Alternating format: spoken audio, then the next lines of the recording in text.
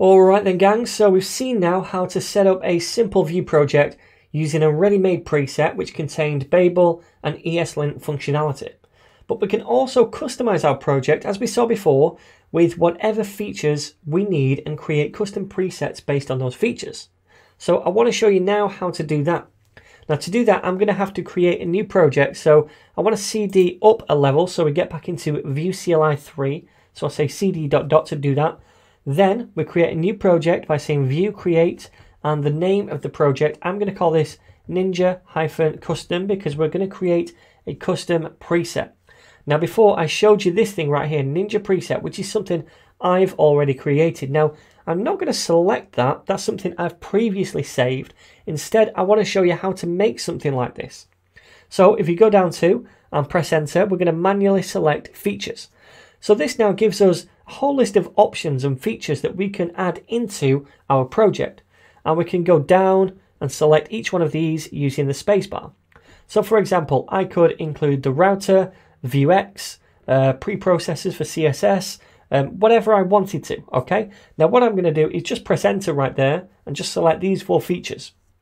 Now, based on the different features that we select, it's then going to ask us some different questions. And these questions are going to be basically how we set up these different features, some options for them.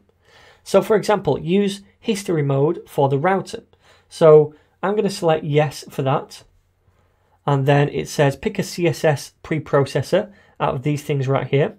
So I'm going to select Sass and then pick a linter. So we can pick any of these different options.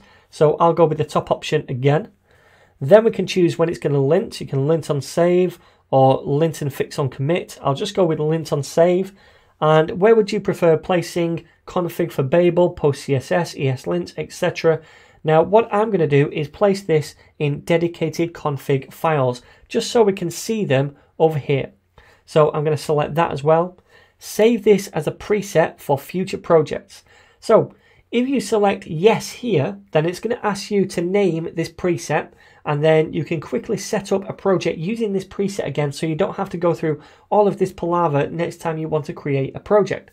So if I say yes here, then we can save the preset as Ninja Custom 2 or something like that and press enter. Now it's going to create this project, which again is going to take a few minutes, so I'm going to pause here and see you when this is done. So now we can see our new project over here, Ninja Custom, and if we open this up, it's going to look kind of the same as before. We've got our public directory here with the index file, we have our source folder, but we also have these other things down here as well. Now remember before we saw the browser list inside the package.json file, and we saw a couple of these other things as well, like the ESLint stuff. Now this now is all in its own dedicated file because we selected that option before, okay?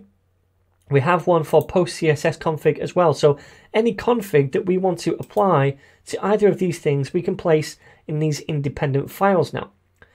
Now then, if we open up the source folder, you'll notice a few extra things in here as well. We still have the assets down here and the components, but now we have this extra thing called views with an about component and a home component as well.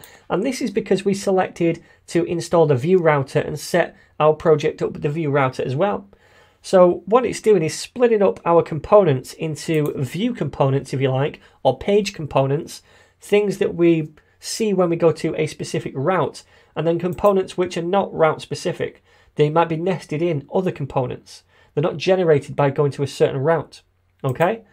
So we don't have to structure our components this way. This is just how it started it off for us because we selected the Vue router. Now speaking of that, we have that router file down here. So if we open this up, we can see this is all set up for us. We're saying Vue use the router. We're importing the stuff at the top right here. And down here, this is where we're setting up the router. We're using history mode and specifying our base right here. Then these routes inside the array are setting up routes for the home page and also the about page. Now notice this thing at the bottom. This is showing you how we can use lazy loading for different routes. So this component is only going to be imported when we visit this route. So this is going to help us with our load times, if you like, when we first load up the application. Okay, so that's the router. If we go further down, we can also see we have this store.js, and this is because we said we wanted to use Vuex. So it's kind of boilerplated this for us as well, which is nice. Okay, now same again, if we wanted to run this, if we wanted to serve it in a browser, then what we can do is first of all cd into this directory. So I'll say cd ninja-custom. Then I'm going to say npm run serve to spin up a local development server.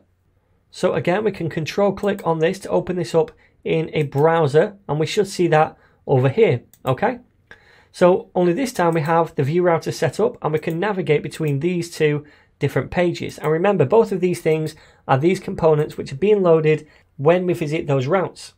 Now remember, we also said we wanted to use Sass. So if we take a look at app.vue, you're going to notice that it's using Sass. We can nest our different things right here, and we can use Sass inside the style tag. So it's taking care of all of this for us behind the scenes and setting up our application based on that custom preset that we made. And that's pretty awesome, because next time I want to use exactly the same features, I can come along and just select that preset.